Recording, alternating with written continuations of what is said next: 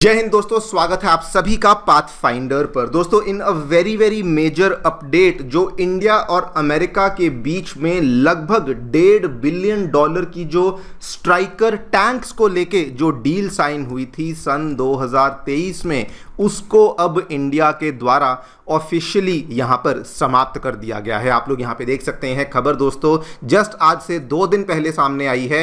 यहां पर भी देख सकते हैं, Indian army has now rejected US striker armoured vehicle after trials. और वैसे तो मैं डिटेल में बात करूंगा कि क्यों एग्जैक्टली इसको यहां पे रिजेक्ट किया गया है, ऑल्सो इसका क्या ऑल्टरनेटिव इंडियन आर्मी के द्वारा निकाला गया है वो भी समझने का प्रयास करेंगे। लेकिन दोस्तों, बहुत ही ब्रीफली अगर मैं यहां बताना चाहूं तो ये वाला जो अपडेट है ये बेसिकली हमारे जो डिफेंस सेक्रेटरी हैं मिस्टर राजेश सिंह, उनके द्वारा यहां पर बताया गया है कि जो यूएस का स्ट्राइकर आर्मर्ड व्हीकल था, एक तो उसमें डिजाइन इश्यूज थे, नंबर 2 उसका जो इंजन था, जो करंटली इंजन लगा हुआ था, वो केवल 350 हॉर्स पावर का था, जिसको इन्होंने बताया कि वो हमारे लद्दाख का जो टेरेन है वहां पर काम करने के लिए सक्षम था ही नहीं। और अब तो उस चीज को ट्रायल्स में कंफर्म कर दिया गया है कि ये वाला इंजन वहां पर काम नहीं कर पा रहा। नंबर 3, ये वाला जो इंजन है दोस्तों, एम्फिबियस कैपेबिलिटी नहीं रखता, मतलब कि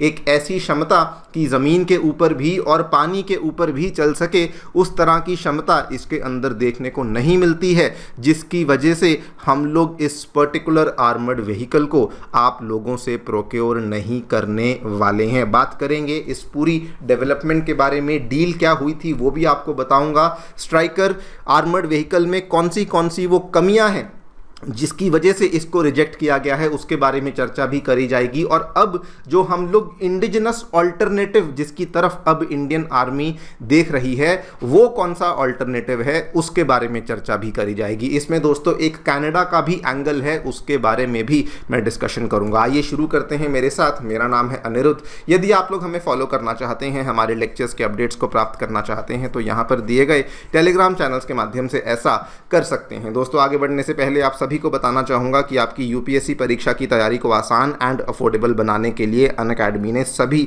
यूपीएससी से संबंधित रिसोर्सेज को निःशुल्क अवेलेबल करवा दिया है। फिर भले वो मंथली करंट अफेयर्स की मैगजीन्स हों, फिर भले वो प्रीवियस ईयर के क्वेश्चंस हों, एनसीईआरटी नोट्स की समरीज हों, या फिर प्रीलिम्स के फ्री मॉक टेस्ट हों, इन सभी चीज़ों के जो लिंक्स हैं ये नीचे डिस्क्रिप्शन बॉक्स में दिए गए हैं। कोई भी आपको डाउट है, कोई भी आपको क्वेरी है, तो सीधा स्क्रीन पे दिए गए इन फ़ोन नंबर्स पे फ़ोन कर सकते हैं और हमारी जो डेडिकेटेड काउंसलिंग टीम है वो भी आपको असिस्टेंस प्रोवाइड करवा देगी। All right, directly coming to the news.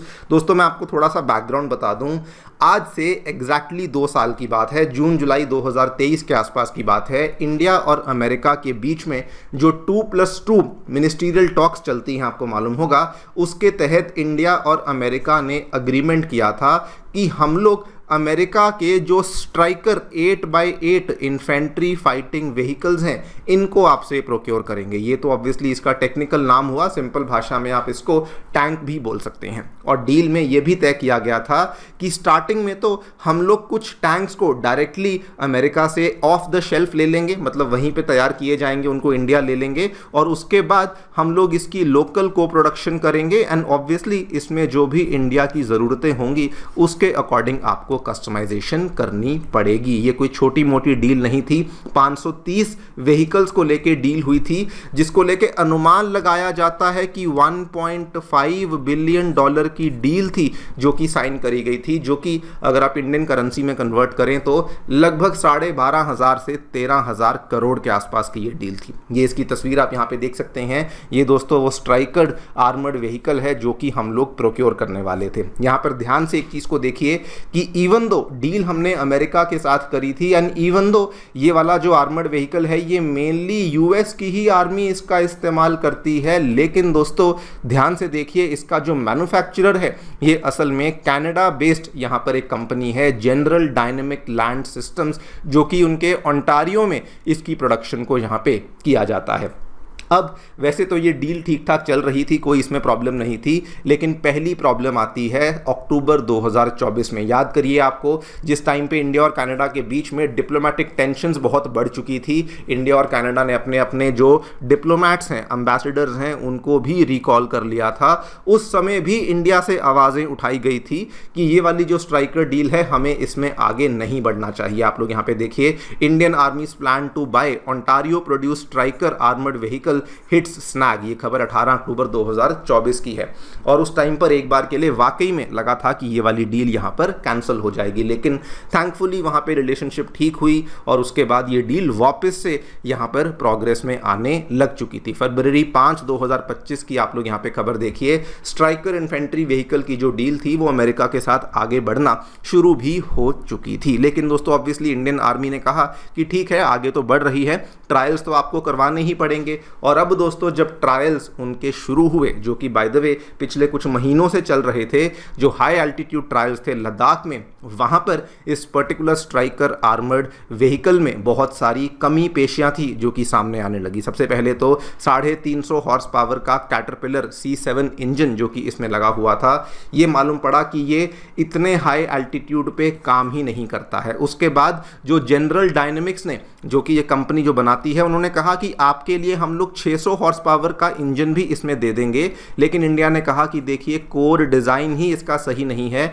जिसकी वजह से ये माउंटेनियस टेरेन में, जो लद्दाख में माउंटेनियस टेरेन है, वहां पर तो ये काम ही नहीं कर पाएगा। एंड थर्ड, जो कि सबसे बड़ा रीज़न था, कि इसमें एम्फिबियस कैपेबिलिटी नहीं है, जो कि बहुत ज़रूरी है। बिकॉज अगर आप देखें हमारे जितने भी ये वाले एरियाज़ हैं, फिर भले लेह लद्दाख का एरिया हो, फिर भले सिलीगुड़ी कॉरिडोर का एरिया ही क्यों ना हो, इन सभी एरियाज़ में ज़मीन के साथ साथ हमें वहाँ पे सीजनल रिवर्स भी देखने को मिलती हैं, जहाँ पर आपको छोटी छोटी पानी की गहराई वाली नदियों में भी कभी कभी आपके टैंक्स को ले जाना पड़ता है, जहाँ पर ये वाला टैंक नहीं जा सकता है। और ये सबसे बड़ा ट्रिगर पॉइंट रहा, जिसकी वजह से हमने बेसिकली इस डील को फाइनली यहाँ पर कैंसिल ही कर दिया है। वैसे अभी तो ये रिजल्ट्स यहाँ पर आए नहीं थे, लेकिन पहले ही सोशल मीडिया पर, उसके बाद टेलीविज़न मीडिया पर ये बहुत सारे जो एक्सपर्ट्स हैं, जो वेटरन्स हैं, जो अपनी राय टाइम टू टाइम देते रहते हैं, उन्होंने भी यहाँ पर यही बातें कही। उन्होंने कहा does not matter, it is worse in way too many things as compare to our WHAP। उसके बाद इन्होंने कहा स्ट्राइकर तो एम्फिबियस भी नहीं है, essential to operate Punjab front and even Ladakh वगैरह वगैरह, इस तरह की बातें कही जा रही थी।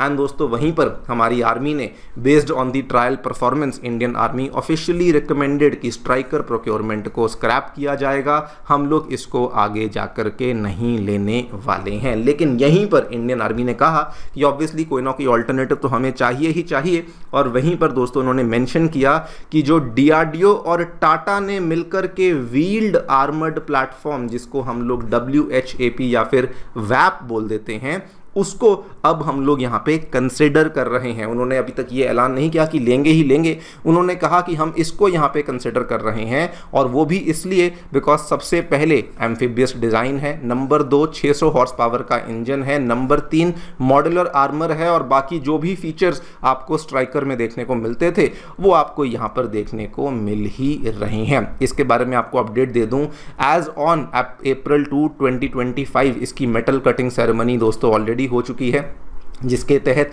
इसके प्रोटोटाइप्स लॉन्च हो चुके हैं, जो कि टाटा एडवांस सिस्टम्स की जो पुणे फैसिलिटी है वहाँ पर इसके प्रोटोटाइप्स खड़े हुए हैं। और ये भी आपको बता दूं, इसकी जो फील्ड टेस्टिंग है वो भी लद्दाख में हो चुकी है, एम्फिबियस ट्रायल्स भी इसमें हो चुकी हैं, एंड इसमें जो कंटेंट लगा हुआ है उसमें 80% इंडिजिनस कंटेंट है, जो कि ऑलरेडी लगा हुआ है। Once again let me be very very clear, अभी तक फैसला इसके हक में नहीं लिया गया है, लेकिन हाँ USA का जो स्ट्राइकर है उसको यहाँ पर ऑफिशियली रिजेक्ट कर दिया गया है। बाय द वे इंडिया ने अमेरिका को ये भी ऑफर दिया है कि अगर आपके पास कोई एम्फिबियस वेरिएंट है जो कि ज़मीन और पानी दोनों पर चल पाएगा, अगर आप वो हमें ऑफर करते हैं तो उसके बारे में बातचीत कर सकते हैं, लेकिन पहले आप हमें वैसा ऑफर दीजिए। एंड बदले में उन्होंने कहा कि हमारे पास एक खुद का भी व्हील्ड आर्मर्ड प्लेटफॉर्म है, उसको भी हम लोग यहाँ पे कंसिडर करेंगे। आई थिंक दोस्तों बहुत ही शानदार मूव है जो कि इंडियन आर्मी ने, मिनिस्ट्री ऑफ डिफेंस ने यहाँ पे लिया है फॉर 2 रीजंस। पहली बात तो जब इस डील को साइन किया गया था ना, स्ट्राइकर वाली डील को, तब भी बहुत सवाल उठाए गए थे। यहाँ पर देखिए कई लोग कह रहे थे कि स्ट्राइकर में वो बात तो है नहीं, तो ये ऑब्वियसली फॉरेन लॉबिंग का ही एक तरीके से आउटकम है कि इसको हम लोग कंसिडर भी कर रहे हैं, जबकि हमारे पास उससे much better armoured vehicles available हैं। तो फिर हम लोग ले क्यों रहे हैं? तो उस हिसाब से देखा जाए तो I think this is a very good decision जो कि लिया गया। नंबर 2, अगर हम ऐसा करते हैं तो दोस्तों हम लोग धीरे धीरे सेल्फ रिलायंस इन डिफेंस की तरफ तो बढ़ ही रहे हैं, हमारी डोमेस्टिक इंडस्ट्री को तो सपोर्ट कर ही रहे हैं, फॉरेन सप्लाईज पे तो डिपेंडेंसी को खत्म कर ही रहे हैं। देखते हैं क्या होता है। आपकी जो भी राय है हमें डेफिनेटली बताएं कमेंट सेक्शन में। Thank you so much for listening, stay tuned and